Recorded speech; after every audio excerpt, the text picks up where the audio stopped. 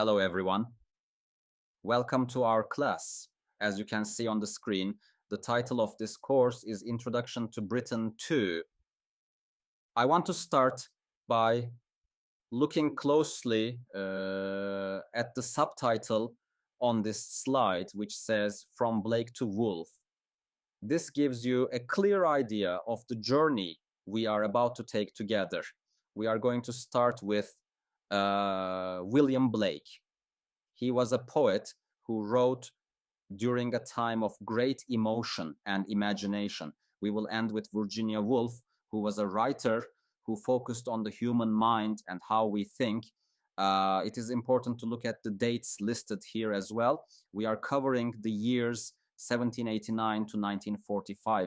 So this means, this is a period of about 150 years, which does not seem like a very long time in the grand scheme of history. However, for Britain, this was a time of massive change. We begin in 1789, which is the year the French Revolution started. This was a moment when people all over Europe began to fight for liberty and new rights. We end in 1945, which is the year World War II ended. So we are moving from a time of political revolution to a time of global warfare. Between these two dates, the world completely transformed. We go from a society based on farming and small villages to a society based on big cities and factories. We move from a world of horses and candles to a world of airplanes and electric lights. The literature we will read this semester reflects these huge changes. It is helpful to think of this course as a story. It is the story of how the modern world was made. We will see how writers tried to make sense of a world that was changing faster than they could understand. So with that in mind, let us move forward and look at how we break this timeline down. Moving on to our second slide, we need to talk about the timeline. As you can see on the screen, I have chosen a portrait of Queen Victoria to represent this entire era. She is the central figure of the 19th century, but our course actually begins before she took the throne and ends long after she passed away. It is important to realize that these dates are not just random numbers. They mark huge shifts in how human beings understood the world. First, we look at the top of the list, which is the Romantic period. This runs roughly from 1785 to 1832. Now, when we say romantic, we do not mean love stories or romance novels. We are talking about a specific movement, which was a reaction against the cold logic of science and the new factories that were destroying the countryside. You might notice the start date is 1785. This is just a few years before the French Revolution. This is crucial context. The Romantic period was a time when poets and artists felt that the world was being born again. They believed in imagination with a capital I. They felt that nature was not just a resource to be used, but a spiritual teacher. This leads us to the middle section, which is the Victorian age. This covers the years 1837 to 1901. This is a very long time. In fact, it is the longest period we will study. As you can see in the picture, Queen Victoria is young here, but she reigned for over 60 years. The Victorian age was a time of massive contradictions. On one hand, it was an age of progress. Britain became the richest and most powerful country in the world. It built railways, telegraphs, and massive cities. It built an empire, which was a system where Britain controlled huge parts of the globe. But it is important to note the word doubt on the slide. This was not a happy time for everyone. While the rich were getting richer, the poor were suffering in dirty cities. Also, science was moving so fast that people began to lose their religion. Charles Darwin published his theory of evolution during this time, which made many people question if there really was a God who created humans. So you have a society that looks strong on the outside, but is very anxious on the inside. Finally, we arrive at the modernist period at the bottom. This runs from 1901 to 1945. Queen Victoria dies in 1901, and the old world dies with her. This period is defined by the word fragmentation. If you think of the Victorian world as a solid mirror, the modernist world is that mirror smashed into pieces. The reason for this is largely World War I. The war was so terrible and so violent that it broke people's trust in society. Writers stopped trying to tell clear, easy stories. Instead, they started writing about psychology. They wanted to show how messy the human mind really is. They didn't care about the outside world as much as the inside world. So to sum up this timeline, we move from the nature worship of the Romantics to the industrial power of the Victorians, and finally to the broken psychological world of the Modernists. It is a journey from the heart to the factory to the mind. This leads us to our first major literary period, which is called the Romantic period. I want you to take a moment to really look at the painting on the right side of the slide. This painting is called Wanderer Above the Sea of Fog, which was created by the artist Caspar David Friedrich around 1818. It is perhaps the most famous image of this entire era. Notice the man in the painting. We do not see his face. He is standing alone on a rocky precipice, looking out over a wild, foggy landscape. This image perfectly captures the spirit of Romanticism. It is not about society or cities or groups of people. It is about the individual standing alone before the power of nature. Now, we need to talk about the context. As the slide mentions, this period was a reaction against the Enlightenment and industry. The Enlightenment was a time when people thought logic and reason could solve everything. The Romantics disagreed. They felt that logic was too cold. They believed that human feelings and emotions were more important than scientific facts. This brings us to the Industrial Revolution, which was changing the landscape of England. Factories were being built, trees were being cut down, and the air was filling with smoke. The Romantics hated this. They saw nature as something holy. This is why we list nature as teacher as a key concept. They believed that you could learn more about morality and God by walking in the woods than you could by reading books in a library. Another key concept listed here is the sublime. This is a very important word for this course. The sublime is not just something that is pretty, like a flower. The sublime is something that is so big and powerful that it makes you feel small and a little bit afraid. Think of a massive thunderstorm or a huge mountain range or the ocean during a hurricane.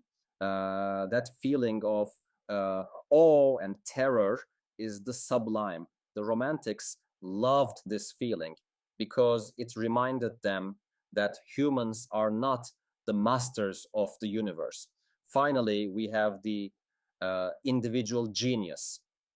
In previous centuries, poets were seen as craftsmen, like carpenters, but the Romantics changed this. They saw the poet as a prophet or a visionary. They believed the poet was a special person who could see truths that normal people could not see.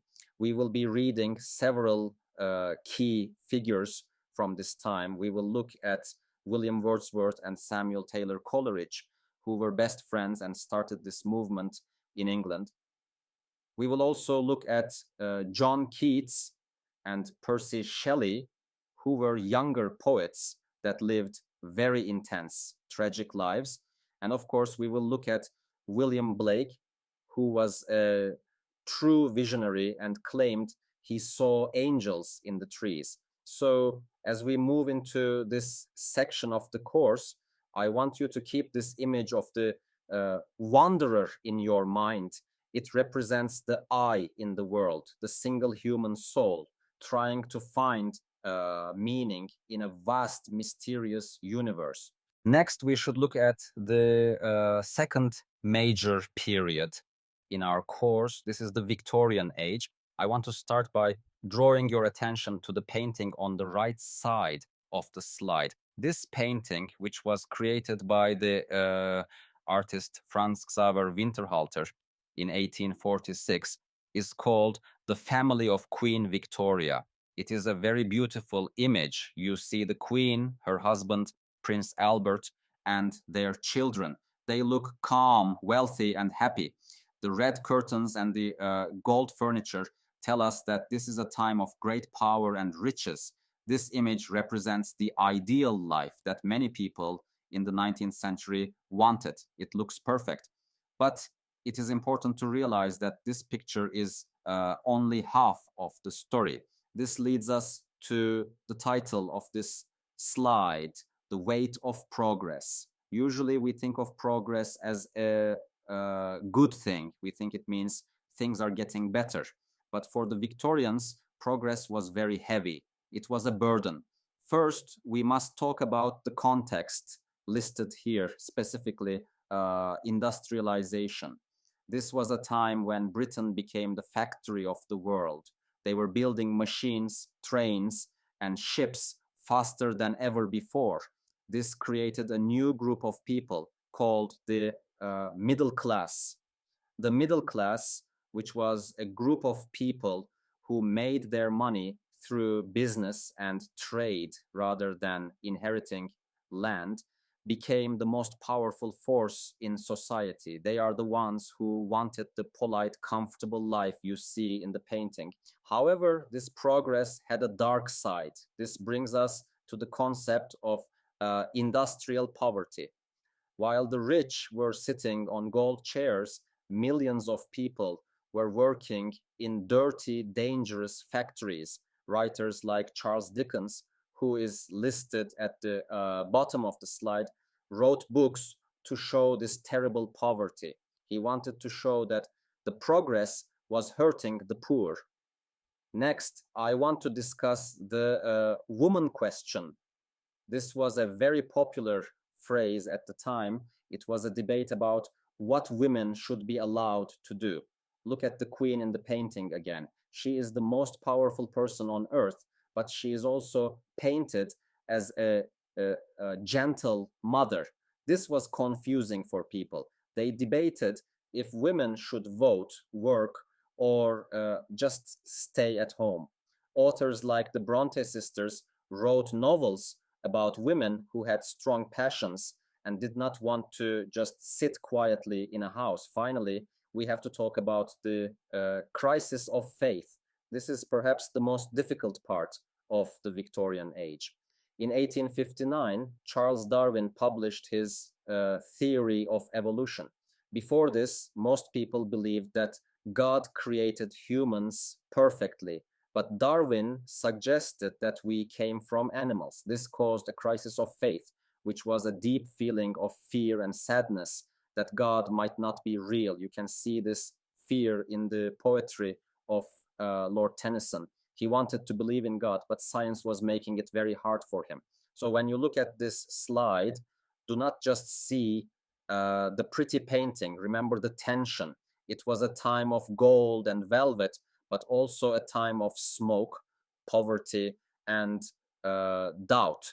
It was a time when people had everything they wanted, but they were afraid they were losing their souls. Now we arrive at our third and final period. This is the modernist period. I want you to immediately notice the difference in the visuals. In the last slide, we saw a clear, realistic painting of a royal family. Everything was neat and organized. But here, look at the image on the right. We see a photograph of the writer James Joyce, but it's mixed with a sketch and a background of scribbled text. The words are overlapping, the lines are messy, it looks chaotic.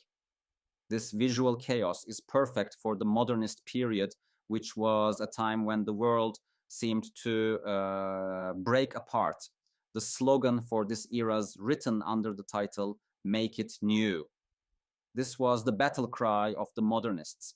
They felt that the old ways of writing, the rhyming poems and the polite novels of the Victorians, were fake. They believed those old forms could not describe the modern world anymore. This leads us to the context, specifically World War I. It's impossible to understand modernism without understanding the war. We're talking about a war where millions of young men died in muddy trenches. After seeing such horror, writers could no longer believe in the glory of the British Empire. They felt that the world was broken. Also, we must talk about urbanization. Cities like London and Dublin became massive and crowded. Life became faster. This brings us to Freud and psychology. Before this time, people thought human beings were rational and logical. But Sigmund Freud, who was a famous doctor of the mind, argued that we are actually driven by hidden desires and dreams.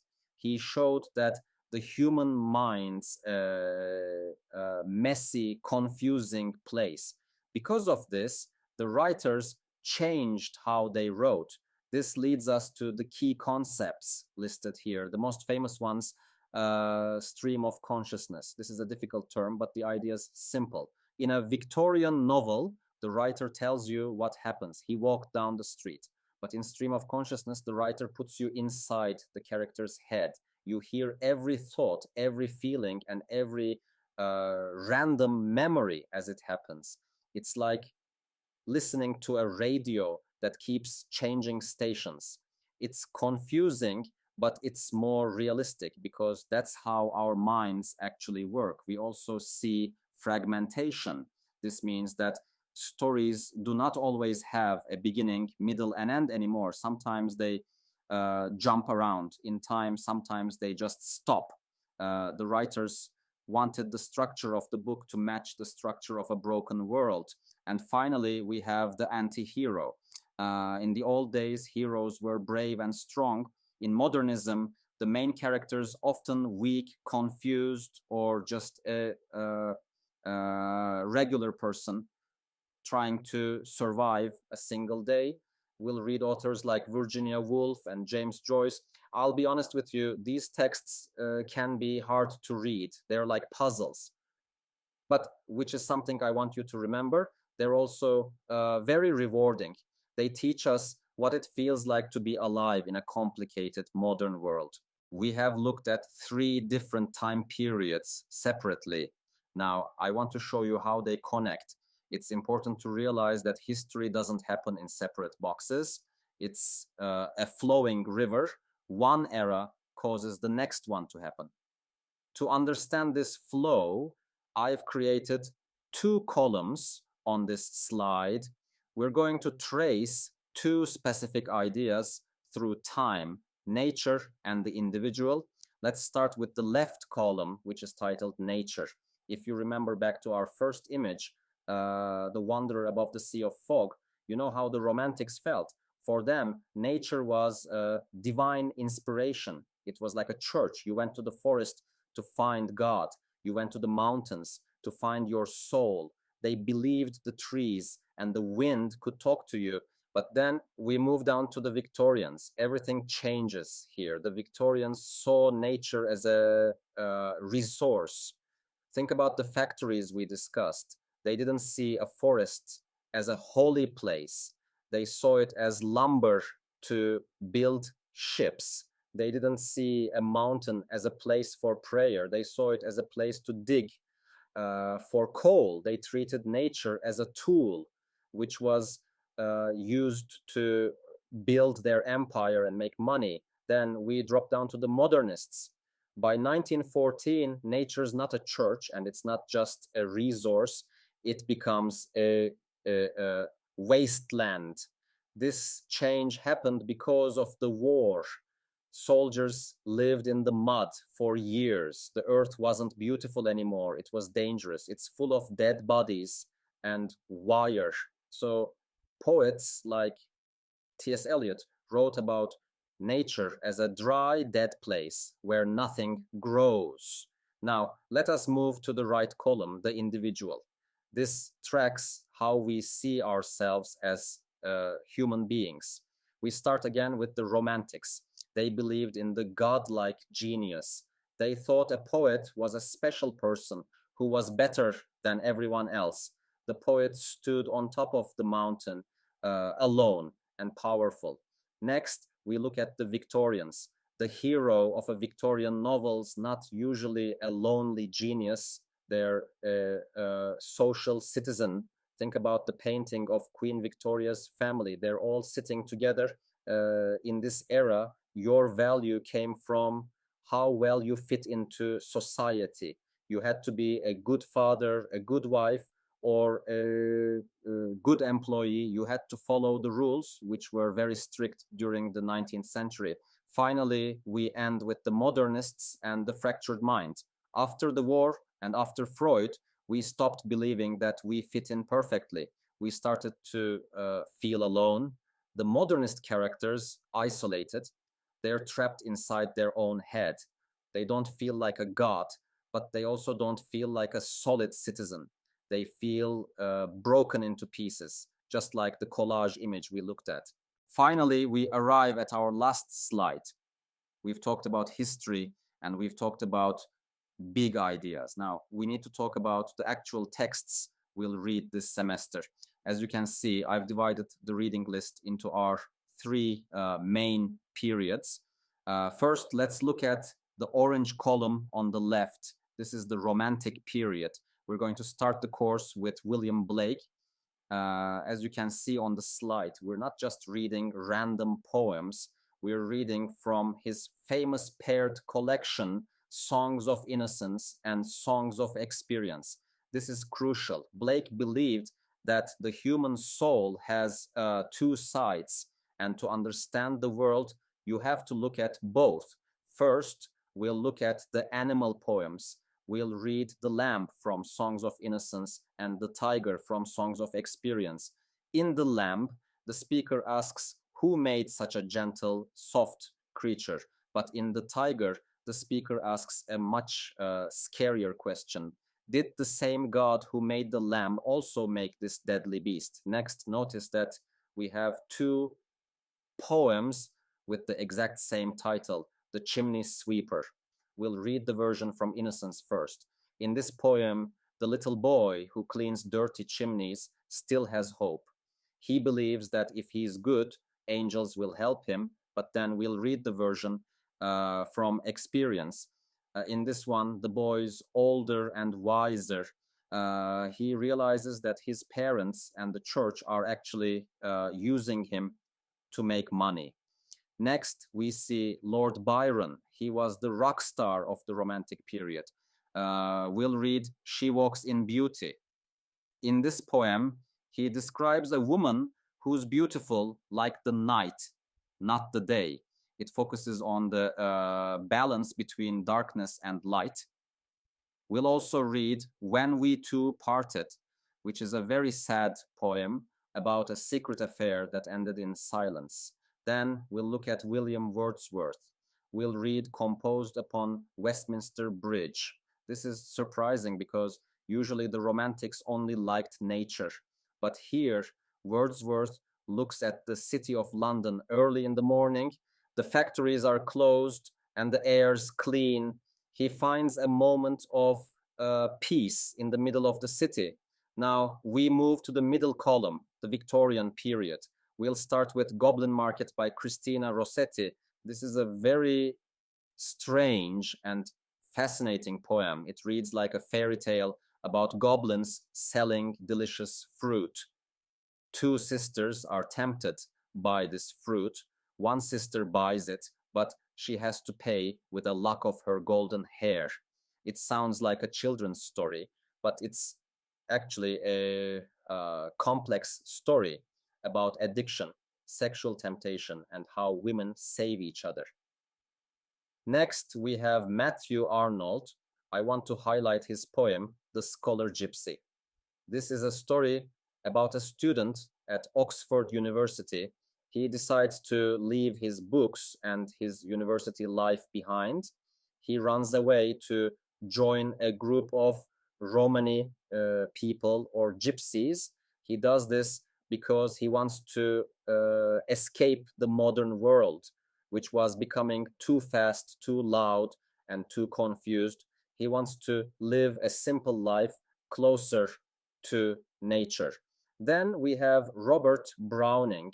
He's famous for writing dramatic monologues. These are poems where a character speaks directly to the reader, like an actor on a stage. We'll read My Last Duchess. In this poem, a duke shows a visitor a painting of his dead wife. As he talks, we realize that he was jealous of her smile and he likely had her killed. We'll also read Porphyria's Lover. This is even darker. It's about a man who loves a woman so much that he wants to keep her with him forever, so he strangles her with her own hair. Browning uses these scary characters to explore the twisted side of human psychology. Finally, on the right side, we have the modernist period. We'll read William Butler Yeats and his famous poem, Sailing to Byzantium. This is a poem about getting old. The speaker feels that his body is falling apart.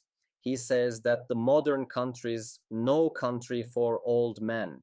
He wants to leave his human body behind and become a piece of art, like a golden bird, which will never die or get sick. We'll also read a short story by James Joyce called Evelyn. This is a story about a young woman in Dublin. She has a difficult life with a father who scares her. She meets a sailor who asks her to run away with him to South America. She packs her bags and goes to the port, but at the very last second, she freezes. It's a perfect example of paralysis, which is a feeling of being stuck and unable to make a change. And finally, we'll end with Virginia Woolf and her story, The Legacy. This is a story about a politician whose wife has died. He thinks she was very happy, but then he starts reading her diary. As he reads, he discovers that she had a secret life and a secret lover. It changes everything he thought he knew about her. So that's our introduction to the course. Thank you for listening.